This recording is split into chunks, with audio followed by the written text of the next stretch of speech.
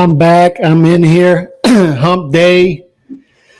Been dealing with stomach viruses with children, so I missed yesterday, but it's good to be back behind this beautiful blue microphone. Make sure you tap in, hit that like button as you come in.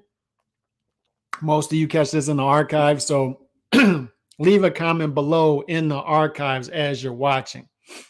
Definitely appreciate everybody who's been tapping in. As you come in, like I said, leave those comments, introduce yourself, hit that like button, tap that like button, and let's get this thing popping. And as always, I'll just repeat this. Archive viewers, comment section below. I got the poll up. Should Bud Crawford wait until the end of eternity for Errol Spence Jr. to spin the block before he fights? Bud Crawford, oh my God, Bud Crawford's going to fight this guy and that guy. Oh, Bud should just cuddle up with his body pillow on his couch and just wait for Errol and Al to spin the block. What is Bud doing? Bud should just not do anything until Errol spins the block. My guy Chauncey Pearl's in the building. I ain't a Bud hater, but I'm not buying the boogeyman label. In my opinion, he's a middle-aged eye test with his weak resume. Just my opinion. Bring on the hate, and you will get the hate, Chauncey. You will get the hate for that. Undisputed. Let's talk about that off the bat. I got a lot of things I want to talk about. David Benavidez Sr., the Deontay Wilder cuddlers are out there cuddling Deontay Wilder again because Deontay's getting so much hate from everybody after he talked about Tommy Fury, after he talked about Tyson Fury, and then he cuddles him out in Saudi Arabia. I got some clips for y'all later. David Benavidez Sr. is just out there talking crazy, talking reckless, talking nasty, which is hilarious. My guy Chicano Prophet in the building. Chauncey, like, who needs who more? Does Bud need Errol more, or does Errol need Bud more? And you can put your answer in the chat. Who's been undisputed up to this point? Bud was undisputed, correct? Bud beat a common opponent and he beat him better than Errol, correct? So this lazy narrative out there that Bud really needs Errol more than Errol needs Bud. Bud really needs that big win on his resume that's been escaping him. Bud's undisputed. It just seems to me like Bud's out there getting more respect from his peers, from Hall of Fame voters than Errol is. Bud's in Creed 3. Is Errol in Creed 3? The video game, Bud's in that. Is Errol in that? I don't know, man. It just seems to me like Bud gets more worldwide universal respect than Errol, but the Errol sexuals will be out there brainwashing people into thinking that Bud needs Errol more than Errol needs Bud, and I just don't think that's true. Let's talk about the new sheriff in town, and who is that? Who is that? I do think Bud beats Rocha, though, and he does, but the boogeyman is back. He's back. The boogeyman is back. He is lurking. Look at him. He's out there lurking. And we're hearing a multi-fight deal with Golden Boy Promotions. And who would be on the back end of this multi-fight deal of Golden Boy Promotions? Who would be on the back end of this deal? Virgil Ortiz, correct? So Virgil Ortiz is going to fight Emilio Estevez Stanionis next. And props to Virgil Ortiz for that. Good Lord. Tough fight. That's a legit top 6-7 fight in the division. And the winner of that will likely get Bud Crawford, from what everybody is hearing, right? From what everybody's hearing, Rocha's been mandated. They got 18, 19 days left to work things out with that. If they work things out with that, we'll have the fight. We'll likely have the fight, what, May, something like that. And then Virgil's going to fight Emilio Estevez Stanionis in April. And then the timeline is going to align. And then we'll get the bigger fight later on in the year. I got news for people, though. Like, Stanionis is not easy. He had one of the best wins in 2022 in that weight class against Butayev. And he beat Butayev easier than I thought. I thought that was going to be a fight of the year type fight. Stanionis handled him easier than I thought. This is a tough fight. And for Virgil to push for that fight And from everything that I'm hearing, Virgil and his team, Rick Marijan's been out there saying it. Virgil's been out there saying it. They want to be super aggressive in 2023. They feel like they need to make up for pretty much a lost year in 2022. And I believe them. I believe them when they say it. When I see Bud Crawford, you start to read between the lines. Bud Crawford wants to sign a multi-fight deal with Golden Boy Promotions. That tells us what? That they want to make Bud versus Virgil finally.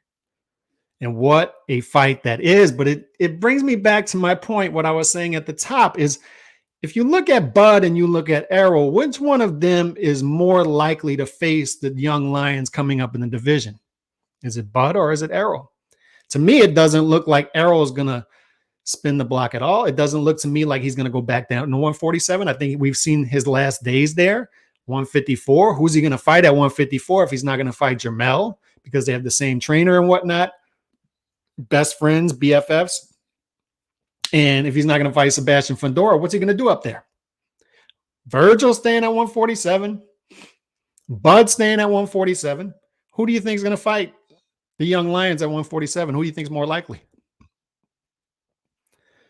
Shout out my guy, Bruce Gass.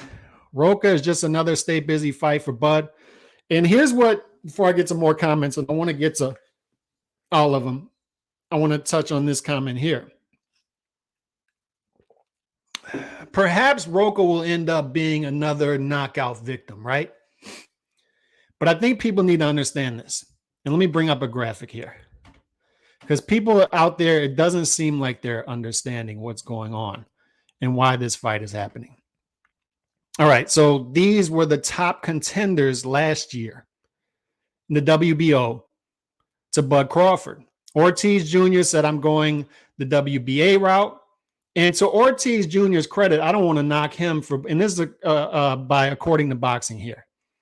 He put this out there and this graphic. And I don't want to knock Ortiz Jr. here because he decided I'm going to WBA route. But like I said, at least he's pushing for the Stanionis fight. That's a top 6-7 fight in the division. And if Bud Crawford does what we think he's going to do and sign a multi-fight deal with Golden Point Promotions, then Virgil Ortiz Jr. will be in that fight. And if Virgil Ortiz Jr. fights Stanionis and Bud Crawford in the same year, and let's say he splits that, that's still a great year compared to his peers in boxing today. You see guys fighting once a year against average competition. So shout out to Virgil Ortiz. And I want to take him off of this graphic. But number two, Boots Ennis. What did Boots Ennis do? He went the IBF route. People need to understand this. He went the IBF route knowing that he's either going to get Errol Spence Jr., likely not. And why is he not going to get Errol Spence Jr.? Boots Ennis, people need to realize, and a lot of people don't realize, he's not a PBC fighter. He's not one of Al's fighters. He's exclusive to Showtime, though. So he fights on a lot of Al's cards. But what Al is not going to do is not feed his top fighters to Boots Ennis. He's not. He's not going to do it. So Boots Ennis is not going to get Errol Spence Jr. So why would he go the IBF route? Maybe he feels the belts will become vacant. Errol Spence Jr. moves up to 154. I can fight for a vacant belt. I can do it easier that way than going the Bud Crawford WBO route. Correct? And it brings me to Keith Thurman. I'm not going the WBO route. I'm going to go the WBC route. Why is that?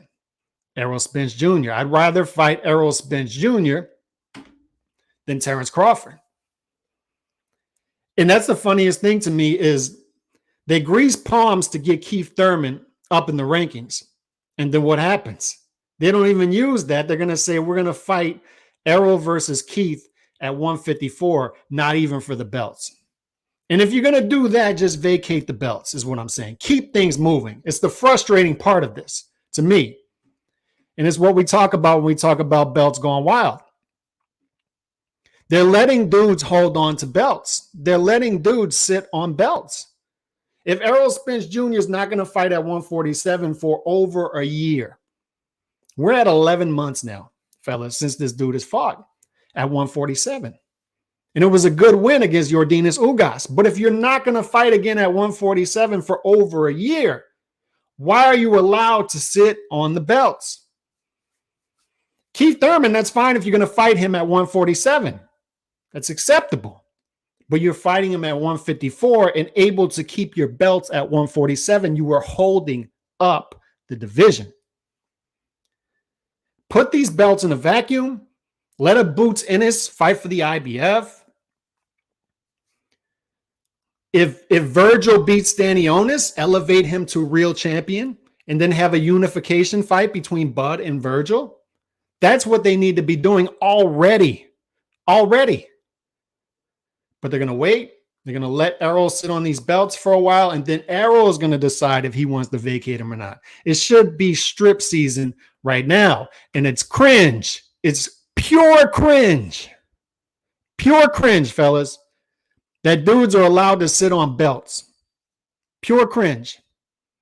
This dude's allowed to fight at 154. His mandatory at 147, fight him at 154, but keep his 147-pound belt. Jamal Charlo's able to not fight in what? How many days is it now since this dude's fought? How many days? He's fought once in the past 850 days, and he still has a belt. These belts are out here thotting. They're out here thotting. They're out here going wild. Strip season. Strip the belts. Strip the belts, fellas. Strip them. But my ultimate point here is everybody went a different route than the one Bud was on. For 5 years, Bud's been told, cross the street, cross the street, cross the street if you want to fight. So then Bud crosses the street. He's over here. All the dudes who were walking on side the street went back to the other side of the street. You told dudes to cross the street. You told the dude to cross the street. He crossed the street. He did what you told him. And he's over here walking around with his WBO belt. He's back on your side of the street. And then you see this and you decide, I'm going to IBF route.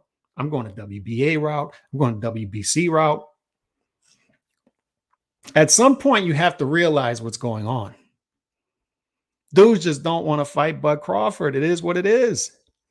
We can tell everything we need to know about a fighter by how his handlers handle him and how his peers react when his name is brought up. So you asked me why I have Bud Crawford ranked above Errol Spence Jr., not only in pound for pound, but in divisional, even though Errol has 3 belts and Bud has 1. Why? It's because I see how his handlers handle him. I see how his peers react to him. I look at Errol. I see how his handlers handle him. I see how his peers react to him. Errol's got good wins at 147, but it's the only weight he's campaigned in his whole career. And look how long it took him to unify. You're undefeated. You've fought in one weight class your whole career. You're undefeated in that weight class, and you've never become undisputed. Handlers handle him. Peers react to them. Look, Bud versus Errol. Look at those two things. That tells me everything I need to know about how I need to rank those fighters. Bruce Gas in the building. And I fully expect, by the way, Bud to handle Rocha easily. Rocha's a straight up and down fight. Good fighter. He's a good fighter. Good fighter. But Rocha has also earned his way there. He earned his way to number 4 in the rankings. And then 1 goes this way, 2 goes this way, 3 goes this way. And Rocha's just climbing. He's just sitting there winning and climbing. He earned his shot.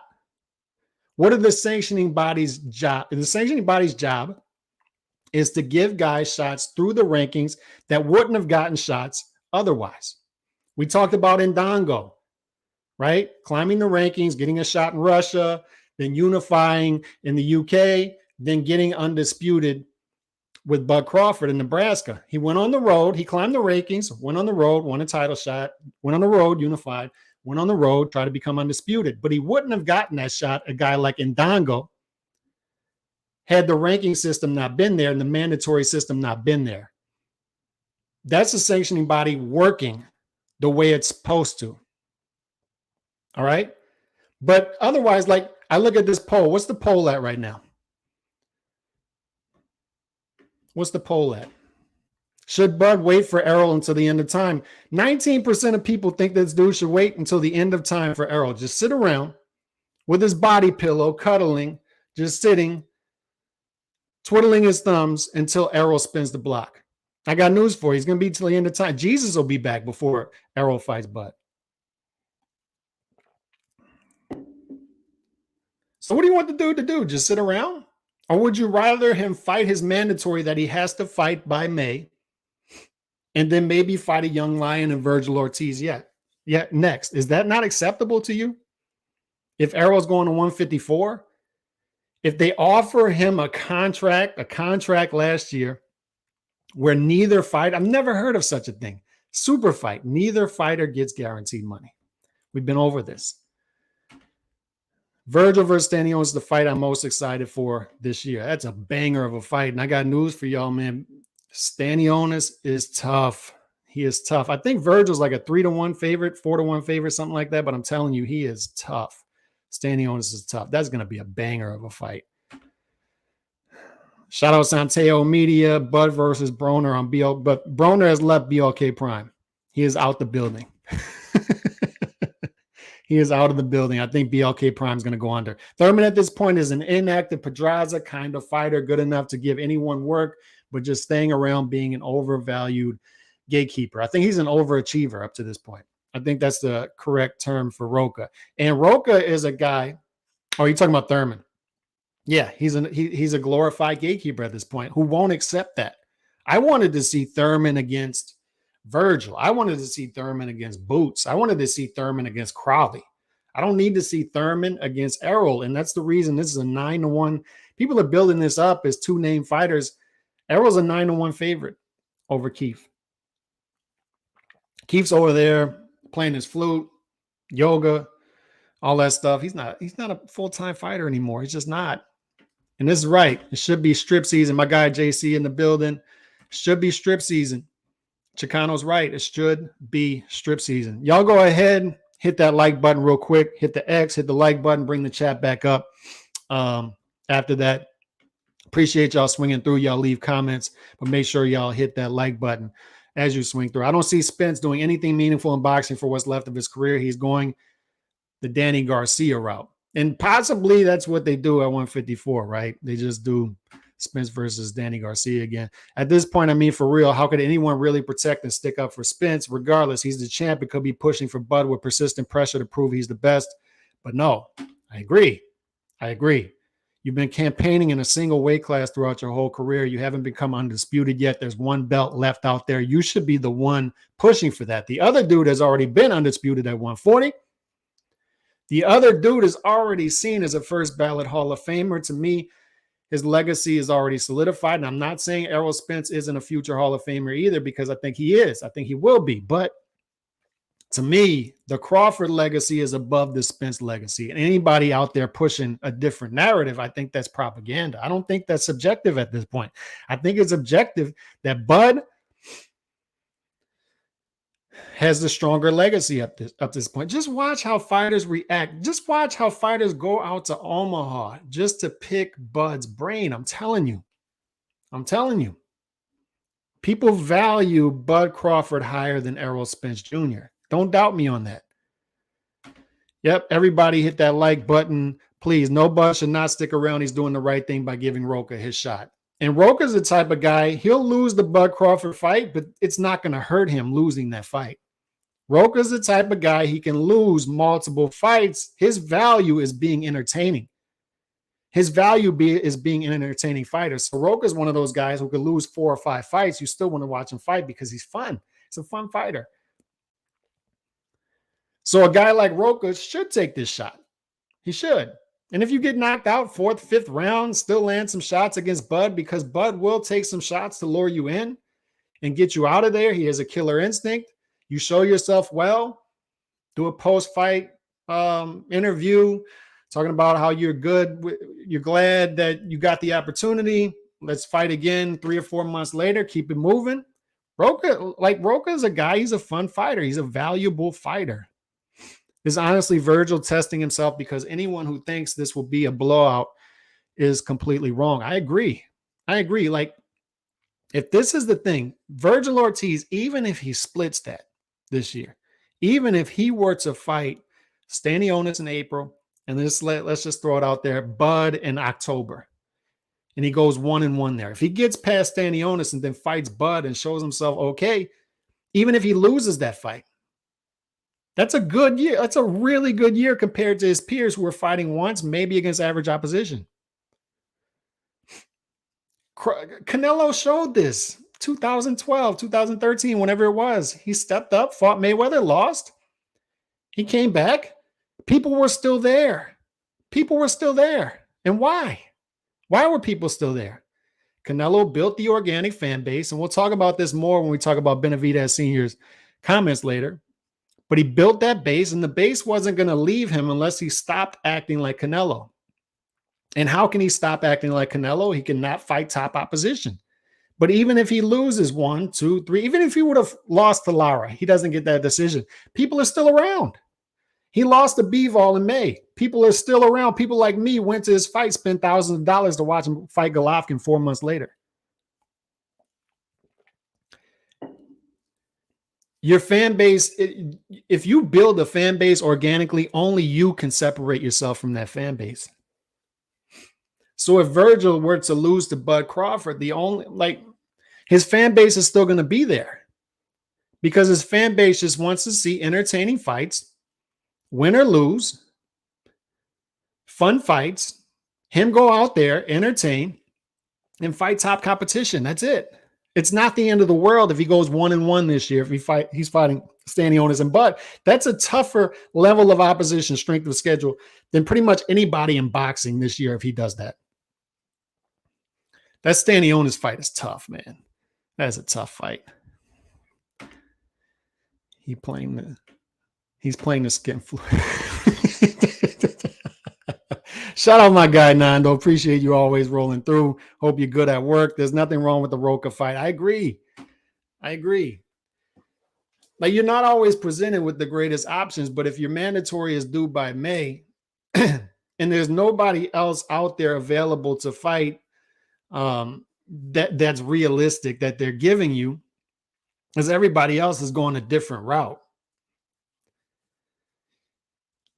What else are you going to do? You're just going to sit around? Especially if you sign a multi-fight deal, in which we all know if you sign a multi-fight deal with Golden Boy, if you now announce the Rocha fight and you also announce that you have a multi-fight deal with Golden Boy, we all know what's on the back end of that deal.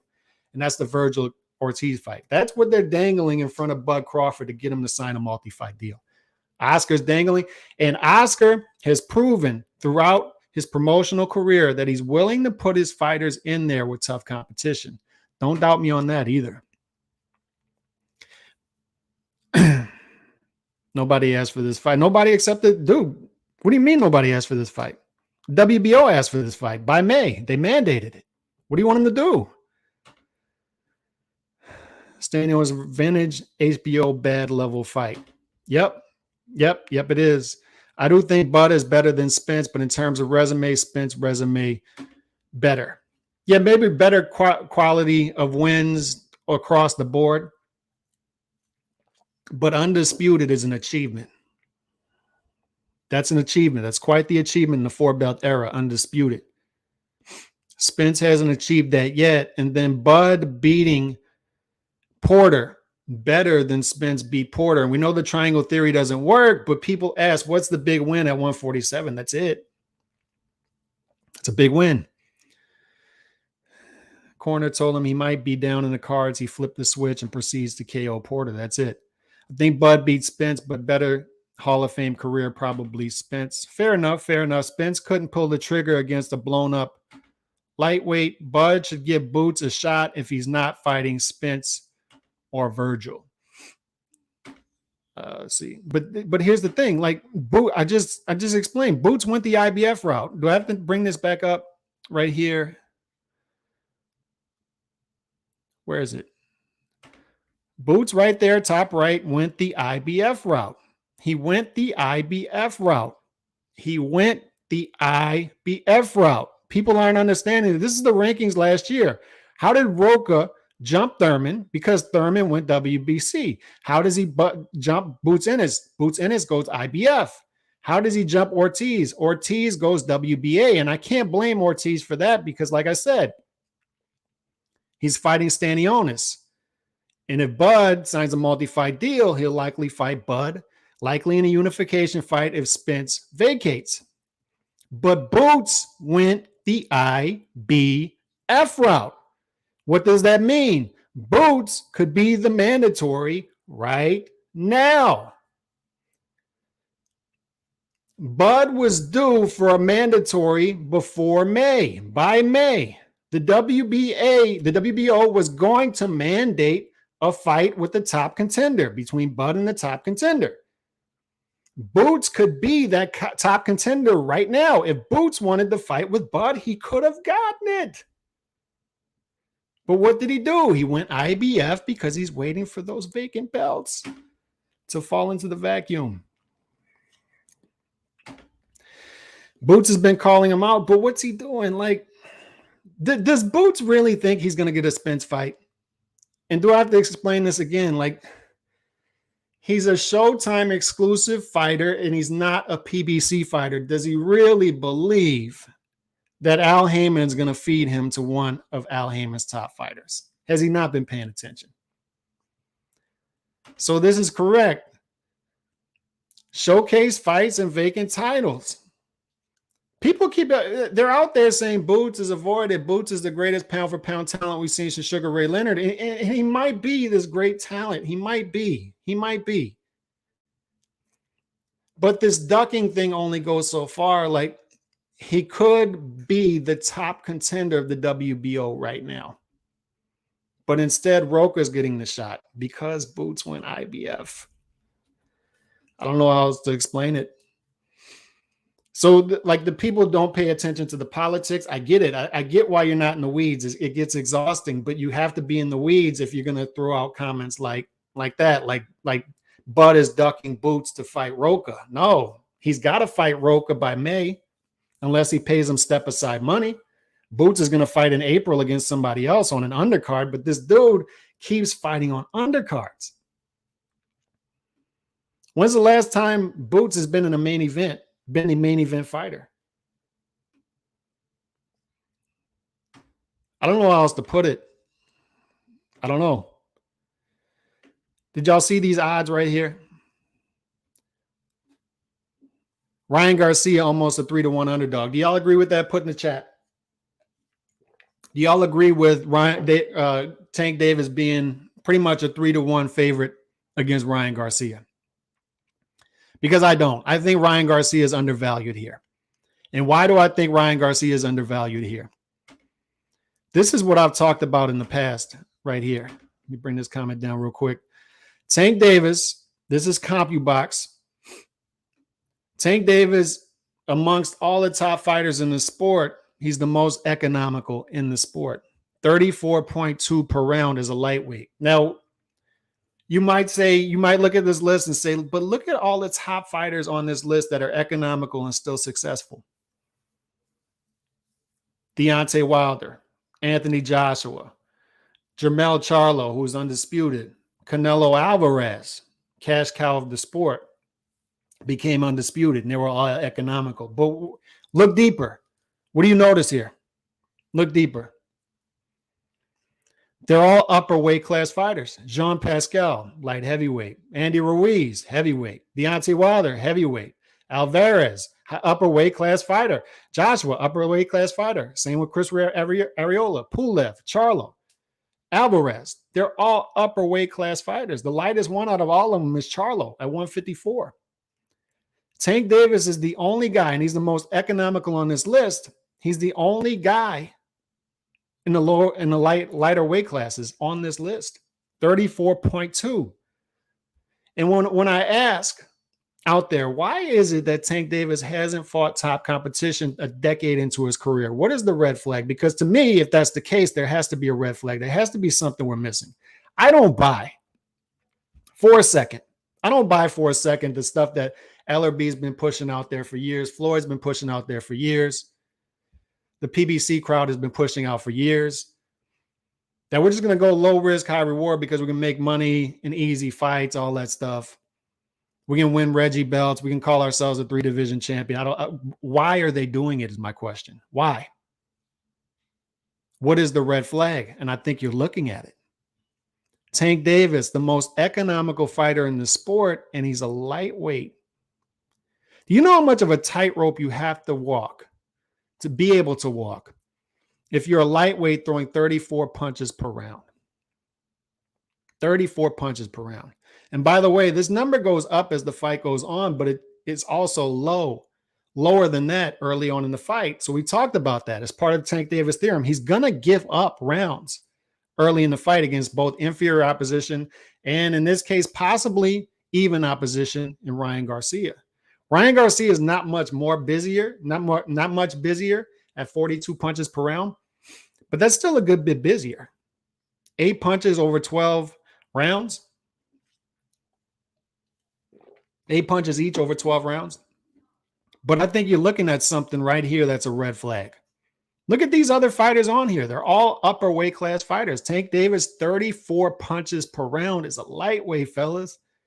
You're walking a tightrope. You are almost completely reliant on power punching. And we saw it against Isaac Cruz, right? He almost lost that fight.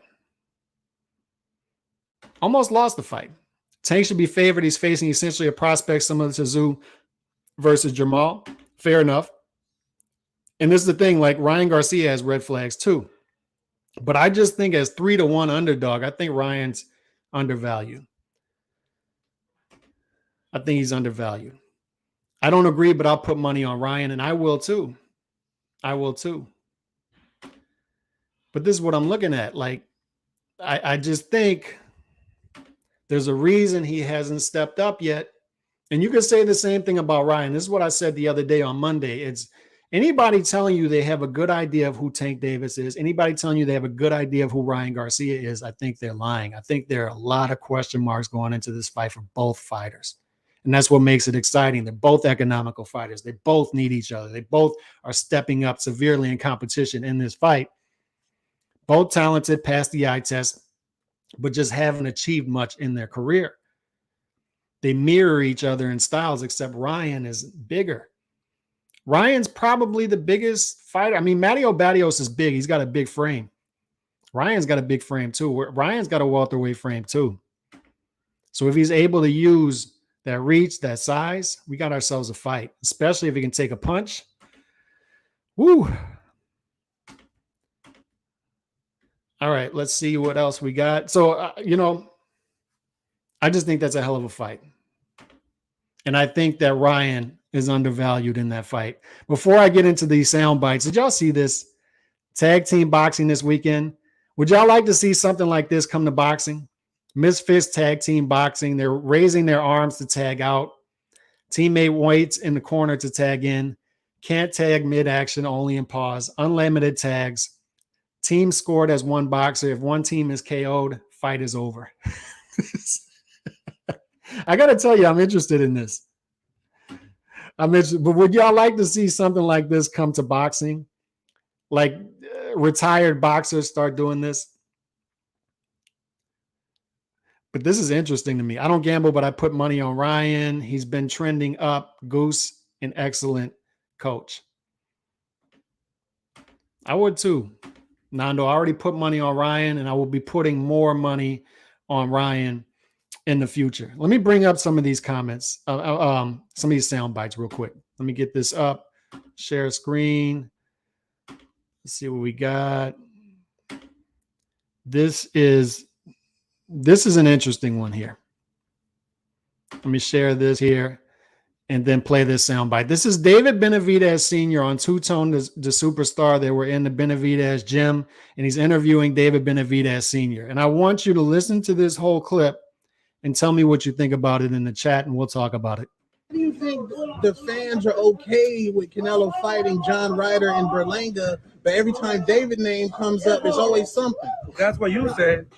Maybe you're okay with it, but other Mexicans are not okay with it. Okay. They're not okay with it because who's interested of seeing Canelo Alvarez with John Ryder? I'm not interested. Not me. Thank God they're doing it in Mexico because they're not going to buy no pay-per-views. Right. So they'll take anything over there. You think somebody, if it was in Vegas, you think somebody, Vegas would be, the ticket would be like $15,000. You think somebody in Mexico for ringside is going to pay that? No. So see, that's why he's taking it back to Mexico. Okay. Because you see, now I seen an article, the new sheriff in town is the Mexican Monster in Las Vegas. Right. Sold out almost all the tickets and the rooms and all that. He did not do that with Taylor Plant. He did not do that with the other fighters that he fought, you know. So that's what I'm saying, you know. So that's why he decided to go to Mexico. Why do you think the fans are okay with What? Canelo fighting John Ryder in Berlanga, but every time David name Hold on. comes up, it's always Let's and first of all, let's forgive Two Tone the superstar because he's pronounced himself as a casual and he's a good dude. So I don't want people criticizing the comment or the question here. But I want you to listen word for what David Benavidez Sr. is saying here, and I'm going to break it down as it goes on.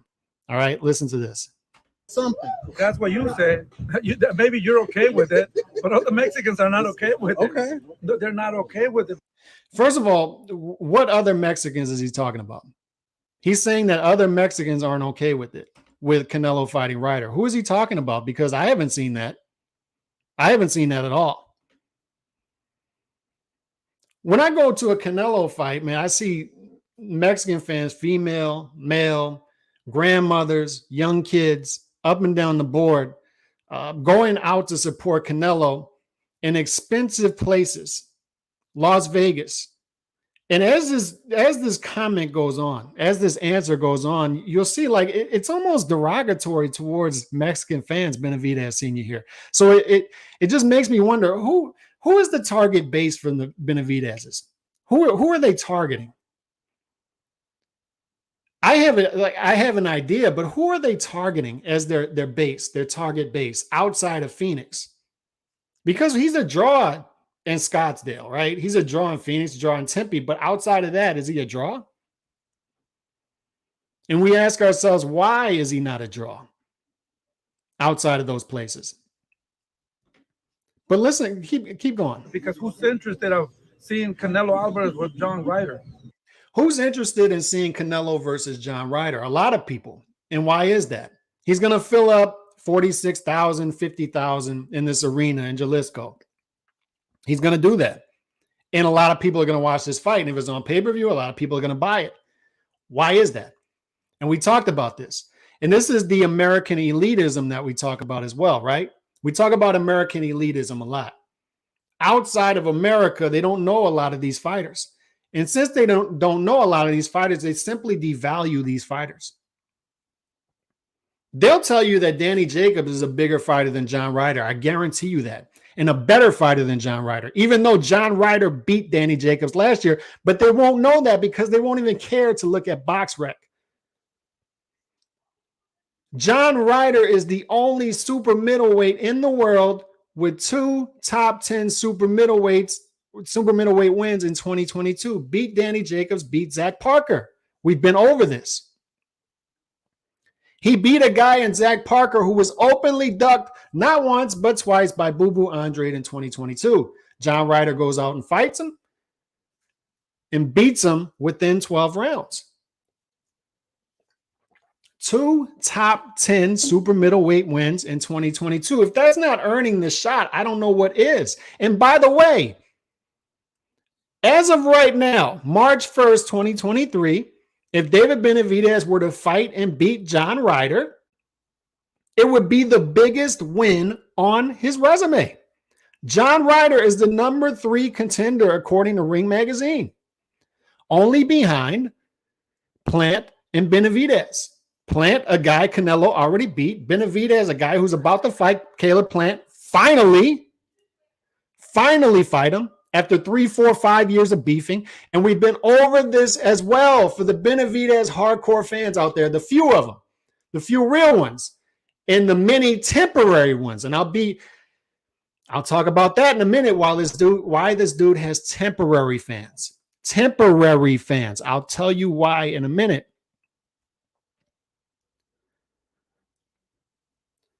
But Benavidez could have gotten the Canelo shot already had he made Wait. I don't want to go into the keeping your nose clean thing, but had he made weight, he dropped a $10 million lottery ticket on the scale. Caleb Plant came, White Chocolate came and picked it up, cashed it in. The last golden ticket for Undisputed at 168, David Benavidez could have gotten that. Caleb Plant's the one who got it. Benavidez could have had this shot a year and a half ago, 2 years ago, the Canelo shot. Look in the mirror. You want to know why you haven't gotten the Canelo shot yet? Look in the mirror.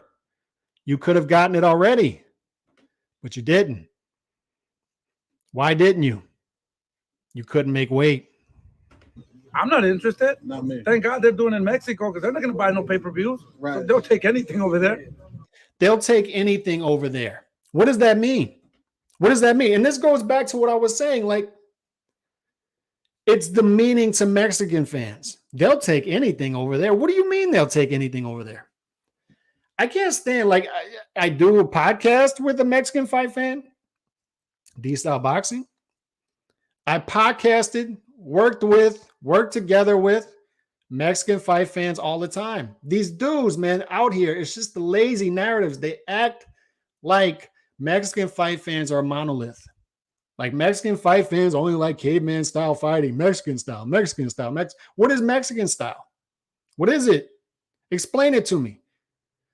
They act like Mexican fans are a monolith. They'll take anything over there. What does that mean? Are you not? You should be reaching out. You're out there the other day saying your son is 1/3 Mexican. You should be reaching out to the Mexican fans. It's a big block. You're not doing it here saying they'll take anything over there. If they take anything over there, they'll take your fights. Your son hasn't been fighting anybody for 9 years. So if they'll take anything over there, why are they not taking the crumbs that you're feeding people? If they'll take anything over there. What is this? Like, I listen to this and there's no pushback to it. But I listen to this and I say, what is this? Like, every 5 seconds, I need to stop it. What in the world kind of, what world is he living in? They'll take anything over there? This is demeaning to Mexican. I'm not even Mexican. I'm not even Mexican. I'm looking at this. I'm like, what? If I was a Mexican fight fan, how is this appealing to you? What kind of reach out to Mexican fans is this? What kind of base are you trying to reach out to? And it brings me back to the temporary thing. Benavidez might see like this love and adulation he's getting, but it's only temporary. Why is it only temporary? Because he's simply getting Canelo haters in the base. That's it. Benavidez, Bubu Andre, Jamal Charlo, they have a small fan base and it's mostly populated around their geographical area, right? In Arizona, Benavidez has a base. Outside of that, not much of a base. But they're getting a temporary base coming at them. And they're thinking they're earning that, but they're not earning that. They're simply getting it off the back of Canelo. These people are cheering for them and wanting them to get these fights. They're the Canelo anti-hero. They're simply getting it because there are people so badly out there who hate Canelo that they're just going to like Benavidez. They're just going to like Jamal. They're just going to like Bubu Andre, but it's temporary. It's not organic. And why is it not organic? We've explained this in the past a lot. When Floyd Mayweather fought Oscar De La Hoya, it took him to a different stratosphere after, right? But why did that happen? He perfectly polarized the market, but why did that happen? Floyd Mayweather already built a Hall of Fame career before that. He was already a pound for pound #1 arguable type fighter before that for years. He already built a career and a half, Hall of Fame career and a half before that. That was before the De La Hoya fight. This dude fought 6 times in 1998, 2 years into his career, was the Ring Magazine Fighter of the Year, Floyd Mayweather. He had already built it. He already did the front the front side work of it before Oscar. And then Oscar took him into a different stratosphere. Same thing with Pacquiao. Pacquiao already had a Hall of Fame and a half career before he fought Oscar De La Hoya. He had already fought in what, 7 different weight classes before Oscar. 9 different weight classes before he fought Oscar. He put in a bunch of front work. And then he fights Oscar, different stratosphere. So these dudes think that they can just clout chase like that. If I go that route, if I fight Canelo, just like Floyd and Manny, I'll go into a different stratosphere. That's what they're thinking here. I'll just be the Canelo anti-hero. I'll beat him, and then everybody's going to flock to me after that. Why is that not going to work now? We're in a part-time fighter era. These dudes, a decade into their career, haven't fought that much yet. Fighting once per year, not against great competition. Nobody's calling Benavidez a Hall of Famer, not even close. Bubu Andre, Jamal Charlo, nobody's calling those guys future Hall of Famers, not even close. So if they beat Oscar, if they beat Canelo, they haven't built that track record yet to where we believe them. It's believable that if they beat Canelo, they'll run with the ball then. It's not believable that if Benavidez or Charlo or Andre were to beat Canelo, that all of a sudden they would become 2-time per year fighters, fight killers in competition, and become superstars. American fight fans don't realize this yet. I just, in talking to them, they don't get it yet. For the first time in boxing history, we do not have an American superstar. That should be a red flag. Sirens should be going off, and we should be saying, why is this? We need to reverse engineer this. Why is it? Why is it that we don't have a superstar in this country? Boxing's biggest here, right? We all believe that as American fans, it's no bigger than here. The money is here. Well, why don't we have a superstar? Why? Do you really believe that Tank Davis is a superstar? That Errol Spence Jr. is a superstar? You believe these guys are superstars? In the true sense of the word, superstars.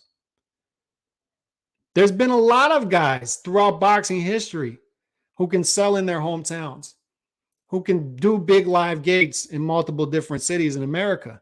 That's what those guys are doing. But other than that, what are they doing? They're not superstars because they're not putting in the organic work. That's what you're missing. You can't skip that process. So if Benavidez were to beat Canelo in 2024, he still skipped that process getting there. Caleb Plant's a great win, good win, whatever. It gets you in the discussion. It gets people like me saying, I want to see that Canelo fight now. You've earned it. Get it. But you did the bare minimum to earn that shot, the bare minimum. And I see Benavidez Sr., his son, hasn't done much of anything as far as a resume for 9 years, and he's calling out John Ryder, who has 2 top wins. He had a better 2022, John Ryder, than David Benavidez did. David Benavidez is ranked higher off of the eye test, but John Ryder has done more in his career than Benavidez does. I know that's going to hit American fight fans a different way, but you got to hear it. 2 top 10 wins in 2022. I'm sorry. I'm sorry to break that to you. I'm sorry. You think somebody, if it was in Vegas, Vegas would be, the ticket would be like $20,000, $15,000. You think somebody in Mexico for ringside is going to pay that? Once again, what is that? So see, that's why he's taking it back to Mexico. Because you see, now I seen an article. It's not, he's not taking it back to Mexico because he hasn't fought in 12 years, right? In Mexico. The last time this dude's fought in Mexico was Kermit Cintron. 12 years ago, right? 11, 12 years ago. He's not entitled to a homecoming fight at all, right? And he hasn't been saying for a while that he wants to fight in a homecoming fight. He's only fighting in Mexico because it's not a big fight. Nobody wants to see John Ryder. Well, the new sheriff in town is the Mexican Monster in Las Vegas. Right. Sold out almost all. No, it's not. All the tickets and the booths and all that. No, it's not. And I'm hearing from people on the ground, they're having free tickets fall in their lap already from PBC. The top bowl hasn't been sold. It hasn't. You can go on stuff. You can go anywhere, Access, StubHub, and see this. He's simply not telling the truth. The Mexican Monster is not the new ticket in town. Do you think that Benavidez versus Plant will do 100,000 pay-per-view buys? Do you think so? Do you think the live gate is going to do $18 million, which gets me to the next part of this clip? He did not do that with Taylor Plant. He did not do that with... Liar. What did Caleb Plant do? Canelo versus Caleb Plant, $18 million gate in Las Vegas. Sellout, $18 million gate in Las Vegas. Who else is doing $18 million gate in Las Vegas? Do you think that Plant versus Benavidez will do a $3 million gate? $4 million maybe? Do you think so? $18 million. I was out there for the Golovkin fight, man. I'm seeing the fan base. And this is coming off of a loss 4 months earlier. And I'm seeing this fan base, this diverse fan base of older women, younger kids, 7, 8 years old. And they're spending money like it's water to see this dude fight. That's just the live gate. They're selling t-shirts for $50 a pop. Canelo Alvarez hats for $50 a pop. Merchandise just flying off the shelves. All the money people are spending in Vegas left and right. Vegas is an expensive place. And this dude is acting like Mexican fight fans are just cavemen just walking around. The other fighters that he fought, So, the other fighter that he fought, No, I don't know. What other fighter? I'm assuming he's talking about Gennady Golovkin after. What did the Gennady Golovkin fight do? $23 million live gate. So he goes from doing an $18 million live gate against Caleb Plant, $23 million against Gennady Golovkin. And I don't think Bivol was as high, but I still think Bivol was way higher than anybody else. What was it, 15 million, 18 million, whatever it was. And I don't like talking about the business. I don't, but you see comments like this, and this is why you got to bring it up. You see interviews like this, and the interviewer isn't pushing back because by his own words, he's a casual, the interviewer. He doesn't have the education to push back on this. But then you see other people pushing this out there. Yeah, nobody wants to see the John Ryder fight. John Ryder's not good. John Ryder sucks. Danny Jacobs is better than John Ryder, even though John Ryder just beat Danny Jacobs, even though John Ryder just beat Zach Parker, who was avoided twice by Boo Boo Andre. But then they'll push for those guys in fights against Canelo than John Ryder because they simply don't have the education outside of American boxing. But you see comments like this, answers like this with no pushback, and it's frustrating. It's frustrating. I mean, like, I look at this and I say, what is this? What in the world is this? How are we so dumbed down that this is acceptable? This right here is accepted by people. This is pushed by people. These propaganda, these narratives need to be pushed back against. And why do they need to be pushed? People are going to say, oh, you just love Canelo. That's why you're pushing back against this. No, it's not. It's not. Like I said, I didn't roll out of bed and become a Canelo fan. It was earned over time. But why am I a Canelo fan? Because I like true boxing. I like pure boxing. I like best fighting the best. I like guys pushing themselves and trying to be great and going for legacy. Not currency over legacy. No, I want to see legacy. I'm not interested in the currency part as a boxing fan. So I push back on this because the more of this we get, the less good fights we get. I want more fighters behaving like Canelo, less fighters behaving like Benavidez. I want more fighters behaving like Canelo, less fighters behaving like Boo Boo Andre. I want more fighters behaving like Stephen Fulton Jr. and saying, hey, like Japan's not the moon. I'm going to go over there and fight for supremacy at 122. I'm going to go over there and defend my belts against the guy y'all say is the monster. We need more fighters behaving like that. And we need more fans rewarding that behavior instead of rewarding whatever this is right here. This is one of the most ignorant interviews, one of the most ignorant answers to a question I've ever seen in my life. I can forgive the question because like I said, it's a casual asking it, but I can't forgive this answer. What in the world is this answer? I got to stop it every 5 seconds to correct it and push back against it. This is one of the most ignorant things I've heard said in a long time. And how can anybody just push this aside? Oh, it's just Benavidez Senior acting like that. Okay, fine. Fine. But what is this? Do you want more fighters behaving like Benavidez? Do you want more fighters going 9 years without fighting much of anybody? And then the fans, there's still fans out there saying this dude is ducked.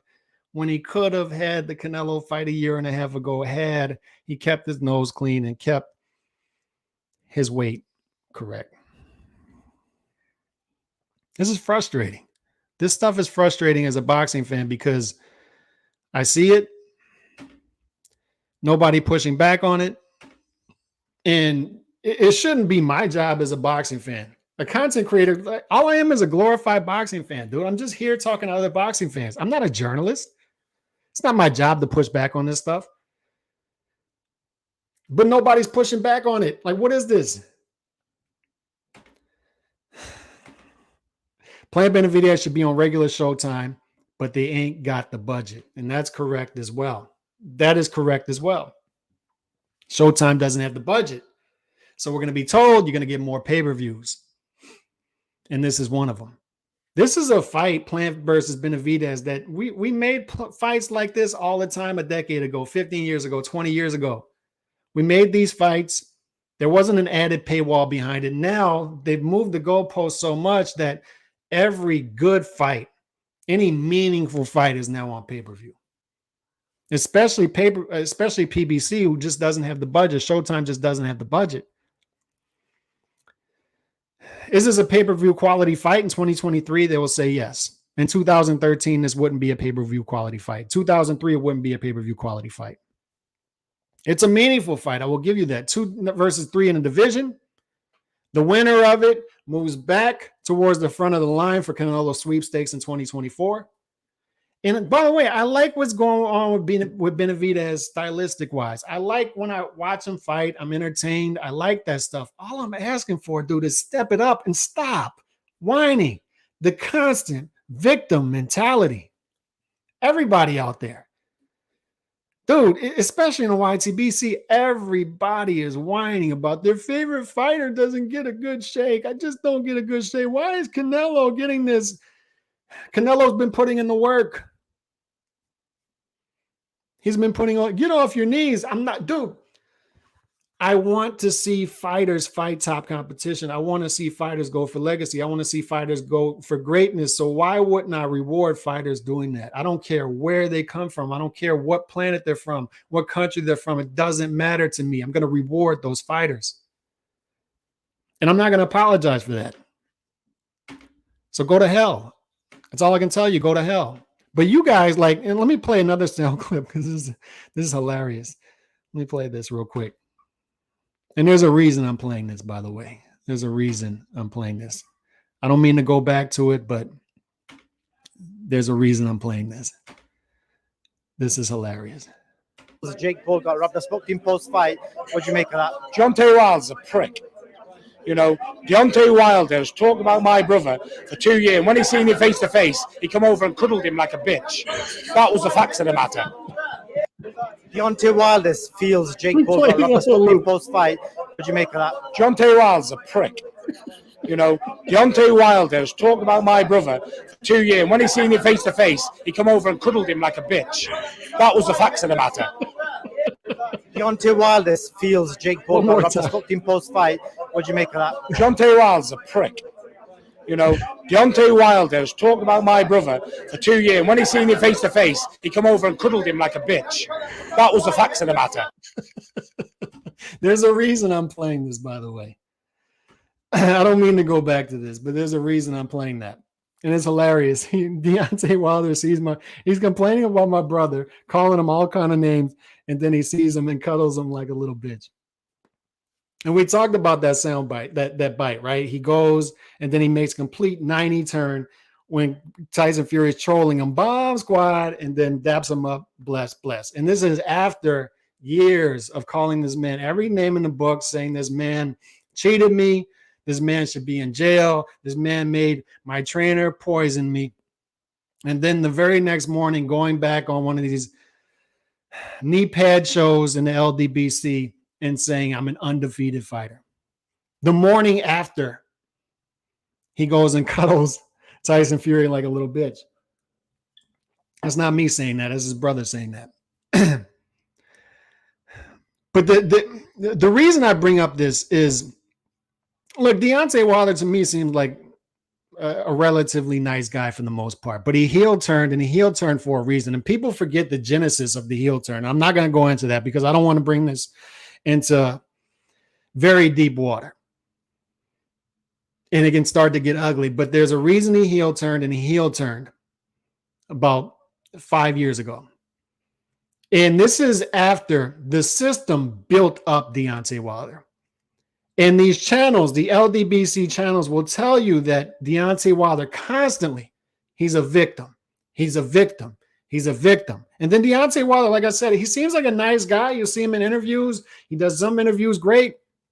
And then he goes completely off the rails. And it's usually when he's talking to these LDBC guys. And by the way, if you're still getting, unless you're one of these corporate entities at a fight or something, if you're still getting the Deontay Wilder interviews, you must have like a surplus of knee pads to be getting these interviews. Like I said, interviews are easy to get initially, but they're hard to keep. And you got dudes keeping Deontay Wilder interviews, 78 Sports TV. Let's just name names. Ellie Seckback. And it's because they have a surplus of knee pads stocked away. They're doing a lot of slurping. And, you know, I just observing Deontay Wilder over the years, he plays to this victim mentality. The LDBC channels push this victim mentality. They're out there again today saying, oh, why is everybody hating on Deontay Wilder? Why can't he just get his money? I'm glad Deontay Wilder's getting his money. I'm glad he's out in Saudi Arabia. I'm glad he's finally out there realizing there's a bigger world. It's like Ariel, right? There's a whole new world. He's out there in Saudi Arabia in the desert with his wife singing, there's a whole new world, more money outside of Al. He's out there getting his money. I'm glad he's getting his bag, but these dudes are still out there claiming that this dude is some sort of victim, as if he's not a dude who is he's one of the most benefited fighters of a system building him up. I'm from New Orleans. I remember when we had a hometown fighter, and they came back from the Olympic trials and said, you know what? They're giving this dude named Deontay Wilder gift decisions in the Olympic trials. They love his story. He's got a great right hand. He's got a daughter with special needs or who's sick, and they're trying to build this guy into a star. This is before he's even pro, before the Olympics. Wins the bronze, good for him, but he's a project, right? He's not a Jared Anderson. They talk about Jared Anderson. He's the best prospect, heavyweight prospect since Riddick Bowe. They did not talk about that Deontay Wilder like that because he was a project. He wasn't a prospect coming in. He was a project. Everybody knew this. You got to take their time with him. And we all, as a boxing world, had patience, especially us in the South, in America, because we wanted a heavyweight champion from the South, particularly American fighter, particularly from the South. We wanted that down here. And we all cheered for this dude. And the system built this dude up. The boxing system built this dude up, literally. They took it easy on him for 7 years. I'm watching this dude, and he's going around the ring like a fawn on ice skates early on in his career. 2009, 2010, 2011, everybody, you know, yeah, it's a project. He's a project. He's a project. We got to take it easy, a project. And even I'm like, he's a project. Let's just take it easy. 2012, 2013. He's 5 years into his career, 6 years into his career, 7 years into his career. Finally, they step up Bramani Stavern.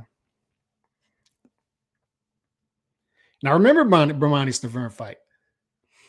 And I remember Deontay Wilder exceeded expectations in that fight because nobody expected him to outbox Bermani Stiverne over 12 rounds, and he did. Good for him. But 7 years, they had this dude that were building him up as a project.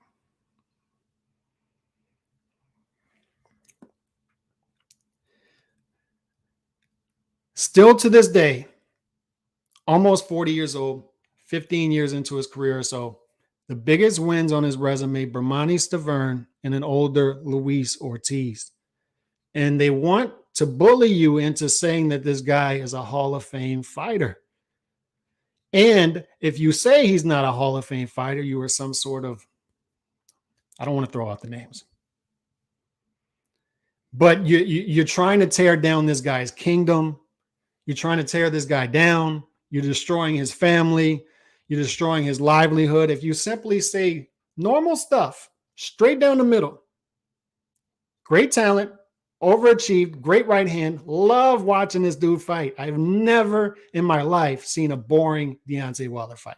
I've never left the Deontay Wilder fight and said, that wasn't entertaining. That wasn't fun to me. They're all fun. They're all fun. But that's what it is. It's fun. But you look at the resume and it's paper thin. I appreciate the fact he fought Tyson Fury 3 times.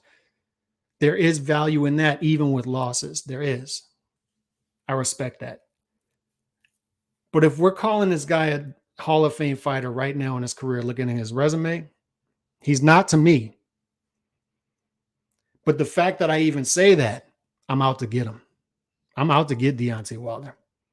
And I'm doing it for reasons other than boxing, right? But I see this. The reason I bring up the soundbite is the narrative again is everybody's out there to get Deontay Wilder, but it's the victim mentality, right? But in reality, what do we have playing out? We have Deontay Wilder before saying everybody's out to get him, that Tyson Fury's out to get him, that everybody cheated him, that what they did was criminal against him. And then he sees the man in the flesh and he does a 90-degree turn, daps him up, hugs him, says bless. And you see the Fury brother here saying, he's been saying all these things about us, about my brother. And then he comes and cuddles my brother like a little bitch. What does that tell you? They were trolling him. Bomb squad, trolling him. And what does he do? He goes out of his way to dap him up, hug him, shake his hand, cuddle him like a little bitch, is what they say.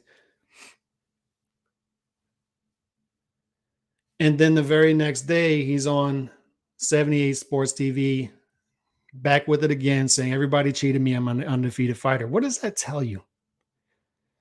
What it says to me is Deontay Wilder either doesn't believe what he's saying or he's not man enough to stand up for it when the guy he's accusing is right in front of his face. So my point is, ultimately, why are you out here capping, carrying on 5-hour lives, 6-hour lives, 7-hour lives, going after everybody that you think is going after this man? Victim mentality. When he doesn't even care enough to confront that man when he's in front of him. He'll talk about him here. He'll talk about him here. But when that man is in front of him, nothing. Dap, hug, handshake, bless. And you care enough about that man to cap for him after that when he doesn't even do it for himself, when the guy he's accusing is right in front of him. What kind of man are you if you're doing that? I guess Wilder lost his when he saw the Fury Wilder trilogy was excellent. It's a shame it was smeared with so much BS. And I agree. It was a great, it ended up being a great trilogy. We would rather have seen Fury versus Joshua at the time than the third fight, but it ended up being a great trilogy, a one-sided trilogy, right? But Deontay had his moments in those fights, and he tested Tyson Fury. And that's what I'm saying. Like Deontay Wilder, there is value in him as a fighter. I can say what I want about him not being a Hall of Famer. I can say what I want about him being probably overvalued, overrated overall as a fighter. And I think he will get in the Hall of Fame, but I don't think he's deserving of that, in my opinion, up to this point. But that's not going to matter at the end of the day.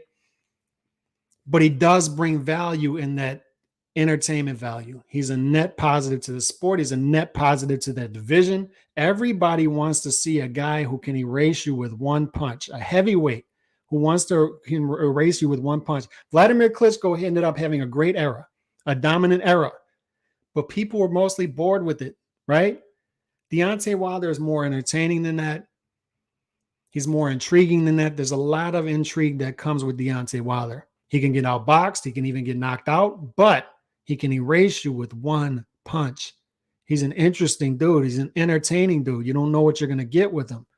There's value in that. But what he is not is a victim. He is not a victim. The system built this dude up. The boxing system built this dude up. If he was offered any resistance early on in his career, it would have went bad for him. He had to be coddled early on. He was a project. He was not a prospect. He was not Jared Anderson. If he had Jared Anderson's resume, they were moving him as fast as they're moving Jared Anderson. Would he have been undefeated leading up to the Tyson Fury fight? Would he have been 40-something and 0 with 40-something knockouts, 100% KO percentage? No. He simply would not have. So to build this guy up as some sort of victim, a victim is what he is not. He's a lot of things. He's a lot of positive things. He's done a lot of positive things, and we should not take away from that. He's entertaining. He's done a lot of good things for people. He has, outside of the ring. He has. He seems like a good dude. Seems like a great father. Seems like a great husband. But what he is not is a victim. He is not a victim. Not at all. Not even close. Shout out my guy OJ22, and I appreciate this. Love the content. I don't get to chat in the comments often since I'm always working when you are live, but I'm always listening. Keep the great work, bro. I appreciate that. And I also appreciate guys like Nando, everybody out there working right now, getting that money, getting that bag. I'm one of the channels that y'all swing through and check out. Man, y'all have no idea. We're blessed with this heavy era of heavyweights. Still a fun fights to be made. Ruiz, Joyce, Wilder, Usyk, AJ, etc. Mix and match. Let's do it. And this is what I'm saying. Like, a lot of guys want to fight Wilder. I hope he doesn't go the Ngannou route. I would understand why he would. I wouldn't knock him for going that route, but as a boxing fan, here's what I would say. You can't have your cake and eat it too. You can't go and fight in Ngannou and then complain that people are knocking your legacy, right? It's the same thing we said about Floyd when he fought Conor McGregor. Yeah, you're fighting Conor McGregor. I can't blame you for that. I can't blame Floyd fighting a dude who's 0-0 and he's going to make a gazillion dollars. I just can't. But at the same time, to me, it hurts your legacy. And to me, if he goes the Ngannou route, 2-fight deal with Ngannou, it's great for his pocketbook. It is. And I can't blame him for that. But at the same time, you can't have your cake and eat it too. It's going to hurt your legacy. Because to me, Deontay Wilder, unlike Floyd, in that case with Conor McGregor, he has more work to do. His resume is still paper thin. He's got to get out there and do it. And Ngannou is not going to get you there. Fighting a guy who's 0-0, who likely doesn't beat a top 100 heavyweight. I don't care what people say about the power and that he has an amateur background and any of this stuff. It's not a legitimate fight. You got to get out there. You got to fight an Anthony Joshua. If you want legacy, you got to fight maybe an Andy Ruiz, a Joe Joyce. These are all names we want to see, right? Wilder, Usyk, AJ. This is a fun era in the heavyweight division. I would disagree with people saying this is a great era of heavyweights. But what we should agree with is this is a fun era. One of the funnest eras we've had in decades, probably since the Lennox Lewis, Mike Tyson era towards that end, before it turned into the Klitschko era. Probably in 2 decades, this is the funnest era of heavyweight boxing. We got a lot of guys at the top, and you can watch them. You can say, I think Joe Joyce could beat Anthony Joshua. I think Joe Joyce versus Wilder could go either way. You know, I want to see what Andy Ruiz does when he steps back up. Maybe he's locked in. I want to see what happens with these fights. I want to see what Zane can do against Joe Joyce. I want to see if Herzogov, if that was a one-off against Zhang, or if this guy is legit. I want to see what Jared Anderson's going to do in the heavyweight division. Because to me, if we're looking at the next superstar in the sport right now, if I had to put a lot of money on it, if you're asking me and you're saying you got to put a lot of money on it, who's the next superstar in the sport? American superstar. I think Jared Anderson's at the top of that list. I think that guy's got everything. He's in the right division. People still love watching heavyweight fights. There's nothing like a marketable American heavyweight who can knock guys out. And oh, by the way, he looks skilled too. If he can go 12 and go into deep waters, he looks like he has that. We don't know yet, but he looks like he has it. And he gets the gift of gab. He's got that. He can do the ring entrances. He can do the post-fight interviews. He can call people out on the mic, WWE style, after the fights. He's got it all. And that's the heavyweight division we talk about. But, I mean, just to recap that, and there's a reason I brought that clip up, is Deontay Wilder, like I said, he's a net positive to the sport. I like what's going on with him overall, but the heel turn was it got very ugly and divisive and personal to a lot of people. And there were a lot of lies and propaganda spread throughout that process. And a lot of those lies were rooted in the system, and everybody is out to get this guy. Victim mentality. And it couldn't be further from the truth. If anybody has benefited from the system, he's one of those guys. He's one of the top handful in boxing to do that. Because the system wanted badly, American boxing system wanted badly for this guy to be one of the top American fighters, top American stars. They wanted so badly that they were willing to put him in there with mostly cans for the first 7 years of his career. The system helped build this dude up. He benefited from it. It was never out to get him. Even after the heel turn, it was never out to get him. And he's out there in Saudi Arabia playing free agency like Derek Carr right now in Indianapolis.